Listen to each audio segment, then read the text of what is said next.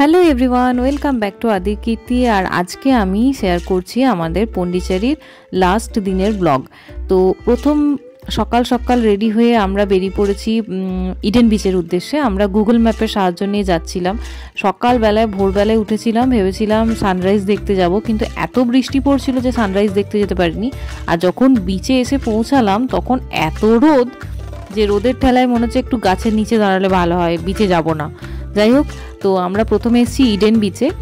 এখানটা একটু চারিদিকটা দেখে নিয়ে তারপরে যাব প্যারাডাইস বিচে।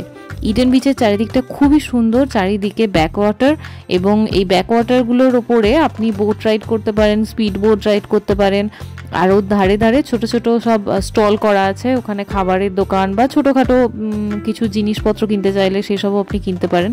আর এটা হচ্ছে ইডেন বিচের মানে সিম্বল আর কি, যা বলা যেতে পারে।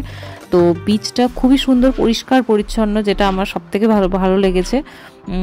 আর এখানে প্রচুর লোকজন আছে, মানে একদম ফাঁকা ফাঁকা একদমই না। তো তারপরে ইডেন বিচ দেখে তারপরে আমরা এখন এসেছি চিনাম্মা বোট রাইডের যেখান থেকে হয় সেখানে। অ্যাকচুয়ালি আমরা এরপর যাব প্যারাডাইস বিচে। প্যারাডাইস বিচে দুরকমভাবে যাওয়া যায়, আপনি বাই রোডেও যেতে পারেন আর বোট রাইড করেও যেতে পারেন। বোট রাইড করতে হলে আপনাকে ওই চিনাম্মা বোট রাইড সেন্টার থেকে, পয়েন্ট থেকে আর কি বোট নিতে হবে, পার পার্সন 500 টাকা। আর ওখানে বোটের মানে ওখানে আপনাকে বাইকটা পার্ক করে তারপরে আসতে হবে, যেমন হবে। তো আমরা সেটা না করে আমরা বাইকে করেই, মানে স্কুটি নিয়েই আমরা প্যারাডাইস বিচের ওখানে চলে এসেছি। এখানে প্রথমে পার্কিংয়ে বাইকটার মানে স্কুটিটা রেখে তারপরে আমরা ভেতরে ঢুকবো। বোটে করেও আসা যেত, কিন্তু আমাদের কাছে যেহেতু স্কুটি আছে তো আমরা ভাবলাম স্কুটি নিয়েই চলে যাই। আর এখানেও চারিদিকটা খুবই সুন্দর, যে ব্যাকওয়াটারটা আছে পুরো একদম নীল, মানে আকাশের সাথে পুরো মিশে যাচ্ছে। আর এখানেও স্পিড বোট আছে। তো আমাদেরকে ঢোকার সময় এরকম হাতে একটা করে ব্যান্ড পরিয়ে দিল, আর 70 টাকা করে টিকিট নিল পার পার্সন। বাচ্চাদের কোনো টিকিট নেই, যেমন আদির কোনো টিকিট লাগেনি। আর আদি তো ফুল রেডি হয়ে এসছে বিচে, মানে সমুদ্রে নামবে বলে। ও একদম মুখিয়ে আছে ও কখন সমুদ্রের জলে নামবে। তো যাই হোক, আমরা এখানে এটিকে রাইড করতে গেলাম, কিন্তু এত রোদের মধ্যে আমার আর করার ইচ্ছে ছিল না। আর এটিকের জন্য 500 টাকা করে পার পার্সন লাগতো, আর আদি যদি চাপতো তাহলে 200 টাকা এক্সট্রা লাগতো। এত রোদে রাইড ফাইড না করে আমরা ভাবলাম একটু পেট পূজা করা যাক। এখানে ফিশ ফ্রাই, তারপরে চিকেন ফ্রাই, সমস্ত কিছু ছিল। আমরা একটু করে জুস খেলাম, লস্যি খেলাম, পেট মন দুটোই ঠান্ডা হলো। তারপরে আমরা এখন যাচ্ছি বিচে। এখানে প্যারাশুট আছে, নানা রকমের রাইড আছে, দেখালাম। বাচ্চাদের জন্য অনেক কিছু আছে। আর এখানে সব ছোট ছোট তাঁবু খাটানো আছে, আপনি নিচে বসতে পারেন। আদির তো বসার ইন্টারেস্ট একদমই ছিল না, ও আমাদেরকেও বসতে দেয়নি, ও সোজা সমুদ্রের জলে নামবে। তো আমার তো সমুদ্রে স্নান করার খুব একটা মানে প্ল্যান করে আমি আসিনি, তবে জামা কাপড় নিয়ে এসেছি তিনজনেই, যদি বাই চান্স তিনজনেই নেমে পড়ি আর কি, সেই কারণে। এখানেও চেঞ্জিং রুম আছে। আর ইডেন বিচে যেখানে গেছিলাম ওখানেও কিন্তু স্নান করার, মানে আপনি স্নান করে শাওয়ার রুম আছে এবং চেঞ্জিং রুম আছে, আপনি চাইলে সমুদ্রে স্নান করে ওখানেই টাকা দিয়ে চেঞ্জ করতে পারেন বা শাওয়ার রুমে শাওয়ার নিতে পারেন। তো আদি তো এখানে পুরোপুরি নেমে গেছে জলে, ওর জল দেখে পুরো পাগল হয়ে গেছে, এত জল দেখে ও খালি আমাকে বলছে মা এত জল, মা এত জল। ও আগেও সমুদ্র দেখেছে কিন্তু কোনোদিন সমুদ্রে নামেনি, তো এই প্রথম ও সমুদ্রে নেমেছে। তো সমুদ্রে নেমেও বিশাল খুশি, মানে ওর আনন্দ দেখে আমাদের মনে হচ্ছে যে আমরা এই 2 দিন আছি কেন ওকে সমুদ্রের জলে নামাইনি। মানে আমরা তো খুশি বটেই, ও ভীষণ খুশি, ওর খুশি দেখে আমাদের খুশি আরও দ্বিগুণ হয়ে যাচ্ছে আর কি, এরকম ব্যাপার। তো এরপরে আবার কখনো প্ল্যান করলে সমুদ্র প্ল্যান করব এবং ওকে ছেড়ে দেবো জলে, যে তুই যা ইচ্ছে কর। ও আমাকে ছাড়েনি কিছুতেই, ওর সাথে আমাকেও নামতে হয়েছে, আমিও ওর সাথে সাথে একটু করে মানে সমুদ্রে পা ভেজালাম আর কি। ও ভীষণ আনন্দ পেয়েছে। আর এখানে এত মানুষজন আছে, সবাই কিন্তু আনন্দ করছে, সবাই যে যার নিজের মতো সমুদ্রে গা ভাসিয়ে দিয়েছে আর কি। ওই দূরে বোটটা দেখা যাচ্ছে না, ওই রকম বোটে করেই চিনাম্মা বোট হাউস থেকে সবাইকে নিয়ে আসছে, এবং এখানে একটা ড্রপিং পয়েন্ট আছে, ওই পয়েন্টটাতে আপনাকে ছেড়ে দেবে, তারপর ওখান থেকেই আবার আপনাকে পিক আপ করবে আর কি। আপনি যে কোনো বোটেই আবার ফেরত যেতে পারেন, বিকেল 5টা পর্যন্ত ওদের বোট চলে। যাই হোক, এখানে সবাই নিজের মতো ভীষণ এনজয় করছে, আর আদি তো আরও বেশি এনজয় করছে। তো আমার এখানে প্যারাশুট রাইড করার ভীষণ ইচ্ছে ছিল, এখানে প্যারাশুট রাইড হচ্ছে, কিন্তু সেখান পর্যন্ত আমরা গিয়ে পৌঁছাতে পারিনি। আদিকে দেখে আমারও আর কি মনের ইচ্ছেটা জেগেছিল যে আমিও সমুদ্রের জলে নামবো। ওকে নিয়ে আমি একটু একটু করে জলে যাচ্ছিলাম, তবে খুব বেশি দূর যাইনি, ও তো ছোট। আর এই জলটার মধ্যে মানে অসম্ভব একটা কারেন্ট কাজ করছিল, মানে ভীষণ টান ছিল জলটা। তো আমি সেই কারণে আমারও ভয় লাগছিল, আর আদিরও একটু একটু ভয় লাগছিল। ও জলে নামতে চাইছিল কিন্তু ওর ভয়ও করছিল। আর এই জায়গাটা একটা লাউড মিউজিক চলছিল, সবাই ড্রিঙ্ক করছিল, মানে অ্যালকোহল নিচ্ছিল। তো ওখানে আমরা বেশিক্ষণ দাঁড়াইনি, নাহলে আদির আবার অনেক প্রশ্ন আসছিল, এটা কি ওটা কি। আর এই জায়গাটা হচ্ছে ওই বোট রাইড করে আপনাকে এখানে নামাবে আর কি, চিনাম্মা বোট হাউস থেকে। এখানে ওই দোলনাগুলো খুব সুন্দর করা আছে, তবে দোলনাগুলো থেকে আপনি পেছন দিকে পড়ে যাওয়ার সম্ভাবনা আছে। আর এখানে প্রচুর ফটোশ্যুট হচ্ছিল, প্রি ওয়েডিং, পোস্ট ওয়েডিং, নানা রকম। আমরা ওখান থেকে বেরিয়ে গেলাম, কারণ এরপর আমরা যাব ম্যানগ্রোভ জঙ্গলে। তো ম্যানগ্রোভ জঙ্গলটা দেখব, এবং সন্ধ্যেবেলা আমাদের ইচ্ছে আছে কোনো একটা ফ্রেঞ্চ ক্যাফেতে, এখানে অনেক বড় বড় এবং ফেমাস ফ্রেঞ্চ ক্যাফে আছে, তো তার মধ্যেই একটাতে গিয়ে সন্ধ্যেবেলা একটু টুকিটাকি কিছু একটা খাবো। পৌঁছে গেছি আমরা ম্যানগ্রোভ বোটিং পয়েন্টে। এখান থেকে আপনাদেরকে টিকিট নিতে হবে, আমরা দুজনের টিকিট নিলাম, আদির ফ্রি। তো এখানে 500 টাকা করে পার হেড বলছিল, তবে ওটা বার্গেনিং করলে একটু কম বেশি হবে আর কি, মানে অনেক সময় অনেককে বাড়িয়ে বলে, অনেক সময় অনেককে কমিয়ে বলে। তো এটা বার্গেন করলে ওটা একটা রিজনেবল প্রাইসে চলে আসবে। তবে আমাদের ইচ্ছে ছিল ওয়ার্ল্ডের সেকেন্ড লার্জেস্ট ম্যানগ্রোভ ফরেস্টে যাওয়ার, যেটা হচ্ছে তামিলনাড়ুতে, পন্ডিচেরি থেকে একটু দূরে আছে। যেহেতু আদি আছে আর এবারে আমাদের হাতে টাইম নেই, মানে সময়টা অনেকটা কম, সেই জন্য আমরা যেতে পারিনি। তবে ইচ্ছে আছে পরে কোনোবার যাও। আর এই গেটটা করা আছে দেখলেন, ওখানটা শুধুমাত্র ফটোশ্যুট করার জন্যই করা আছে।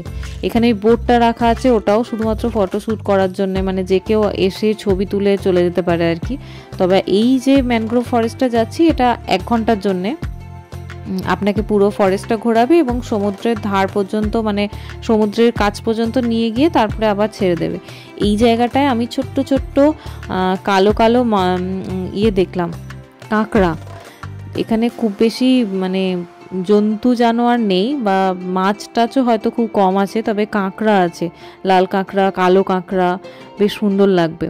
আমাদের 3 জনকেই, মানে সবাইকেই এখানে লাইফ জ্যাকেট দিয়ে দিয়েছে, আদিকেও দিয়েছে। আদি প্রথমবার পড়েছে, তো ভীষণ খুশি আর কি ও। আর বোট রাইড করতে পেরেও আরও খুশি, মানে ও বোট রাইড এটাই হচ্ছে ওর প্রথমবার। এখানে কাওয়াকিং আছে, ছোট ছোট, ওই যে সামনে দেখা যাচ্ছে ওগুলো দুজনের জন্যে। ফ্যামিলি নিয়ে আসলে আমার মনে হয় এই সবার সাথে যে বোটটা, এটাই করে যাওয়াই বেটার। আর এখানে ম্যানগ্রোভ ফরেস্টটা খুব ছোট, মানে আপনার সেই রকম একটা বিশাল কিছু ফিল আসবে না। তবে হ্যাঁ, ম্যানগ্রোভ কেমন হয়, কেমন ধরনের দেখতে হয়, কেমন গাছগুলো হয়, সেইগুলো আপনার একটা বুঝতে পারবেন যে জিনিসটা কি। তবে এই ওয়ার্ল্ডের সেকেন্ড লার্জেস্টতে যেতে পারলে ভীষণ ভালো লাগবে। ওটার ভিডিও বা ছবি আমি দেখেছি, তবে এটাও কিন্তু কম কিছু না, ওটার একটা টেলার বলা যেতে পারে। বেশ সুন্দর, চারিদিকটা একদম সবুজে সবুজ, আর তার মাঝখান দিয়ে বোটগুলো যাচ্ছে, বেশ সুন্দর লাগবে। আর ওই ছোট ছোট কাঁকড়াগুলো আপনি মাঝে মাঝে দেখতে পেতে পারেন। আর কিছু মাছ টাছ আমি দেখিনি, আর কিছু দেখাও যায়নি। চলুন আপনাদেরকে দেখাই বোট রাইডটা কেমন অসাধারণ লাগছিল। জাস্ট এই ম্যানগ্রোভের জঙ্গলের মধ্যে দিয়ে যেতে আমার ইচ্ছে ছিল এই সামনেটাই গিয়ে একটা ছবি বা ভিডিও করার, কিন্তু গৌরাঙ্গ আমাকে যেতে দিচ্ছে না। তো আমি দেখছি ওকে পাগিয়ে যদি ওই সামনেটাই যেতে পারি, ওখান থেকে তাহলে একটা ভিডিও করে নিয়ে আসবো। সামনে শুধু ম্যানগ্রোভের মানে জঙ্গলটা, আমার তো বেশ ভালো লেগেছে। আমি এটার জন্য বেশি এক্সাইটেড ছিলাম যে ম্যানগ্রোভের জঙ্গলটায় কখন যাব বা কবে যাব। তো এটায় আসতে পেরে আমি ভীষণ খুশি। অনেক বলে কয়ে গৌরাঙ্গর হাত থেকে ক্যামেরাটা নিয়েছি, দিয়ে আমি এসেছি সামনেটাতে। সেই ফিলিংসটা হচ্ছে জাস্ট, মানে চারিদিকে গাছগুলো রীতিমতো গায়ে ঠিকছে। আমি ওখানে গেছিলাম বলে আদির খুব রাগ হচ্ছিল, ওর কথা হচ্ছে ওর পাশটিতে আমাকে বসে থাকতে হবে। আমি এই দিকটা এসে বসেছি, সেটাও ওর হবে না, মানে আমাকে ওর পাশটাতেই বসতে হবে। আর এই নৌকাগুলো বা এই জাহাজগুলো হচ্ছে মাছ ধরার।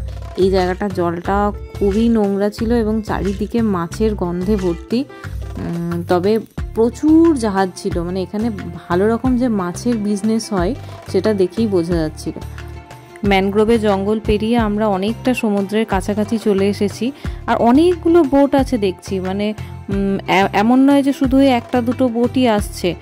যারা কায়াকিংয়ে করে আসছিল তারা এত দূর আসতে পারছে না, তারা শুধুমাত্র এই ম্যানগ্রোভের জঙ্গলটার মধ্যেই ঘুরছে।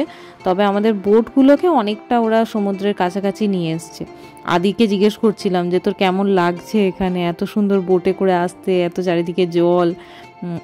ওর ভীষণ আনন্দ করেছে, মানে ওর ভয় লাগছিল, তার জন্য ও আমাকে ওর কাছ থেকে সরতে দিচ্ছিল না, মানে একপাশে মা একপাশে বাবা ওর থাকতে হবে। কিন্তু ও খুব আনন্দ করেছে, মানে ওর মুখটা দেখেই আমি বুঝতে পারছি যে ও বেশ খুশি।